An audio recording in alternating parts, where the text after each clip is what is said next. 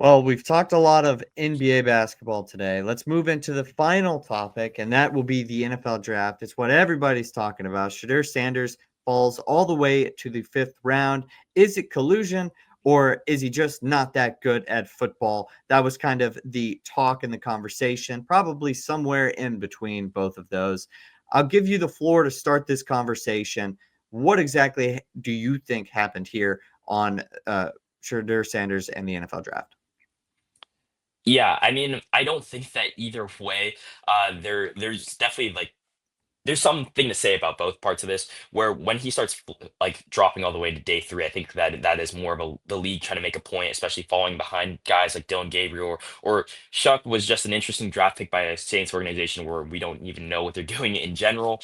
Because Yeah. of the fact that just where he got picked so high, it felt like a lot of teams weren't like maybe teams were higher on him than I'm really realizing, but it feels like Tyler Shuck could have been even a day three guy, or at least, I mean, I know he was rising in like a lot of people's eyes, but at least like he definitely could have been there in the third round. So I think that's more the Saints like reaching on him as opposed to anything else. But if Shador Sanders was like the guy, I think that like there's no debate where you're not trying to make a point over him.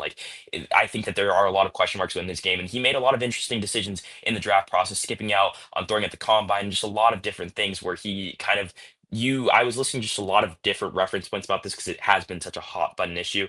You don't do some of those things if you don't know your top pick. And maybe he had like people advising him that he was going to be. And even the Saints in the first round, it felt like he could have been a top 10 pick. Felt like people were projecting him into the first round. Mo Kiper, especially the top quarterback on his board. We saw the live crash out from him.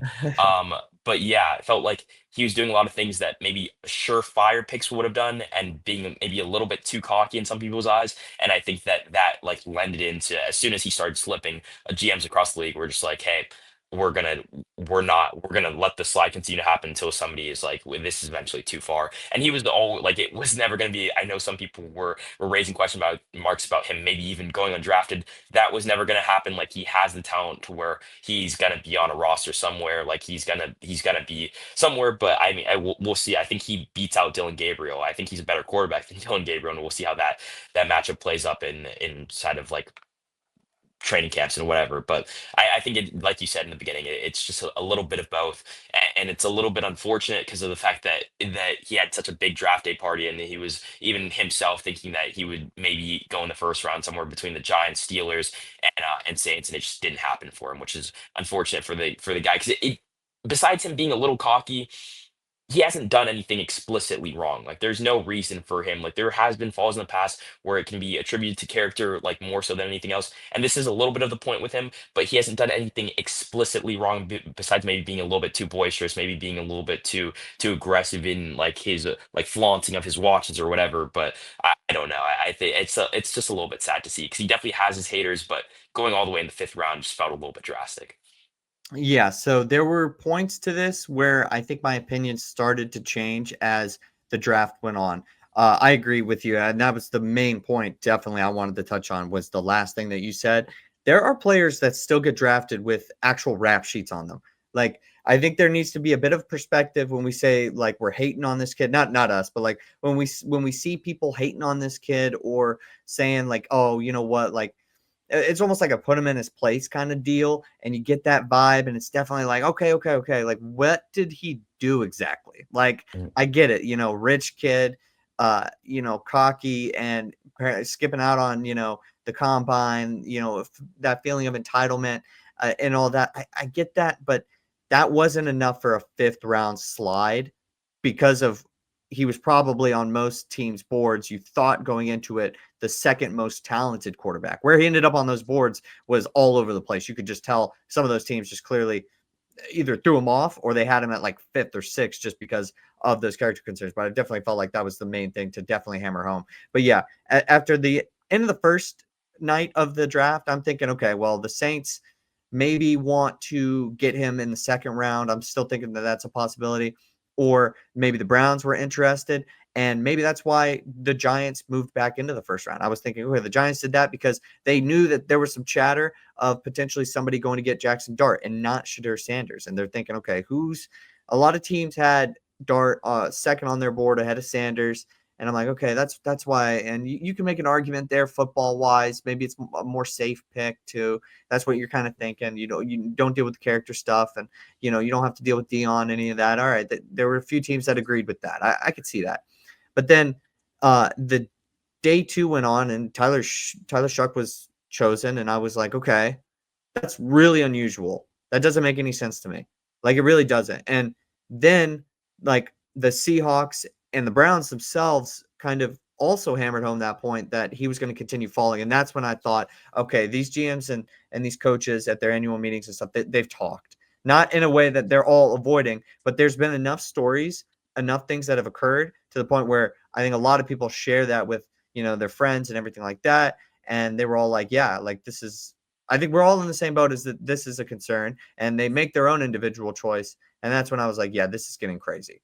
This is insane. And I'm happy that the Browns at least circled back and said that they, you know, he was just way too far down at that point in the draft to pass up. But some of these teams, specifically the Saints, I think maybe made a decision that potentially could get that front office fired.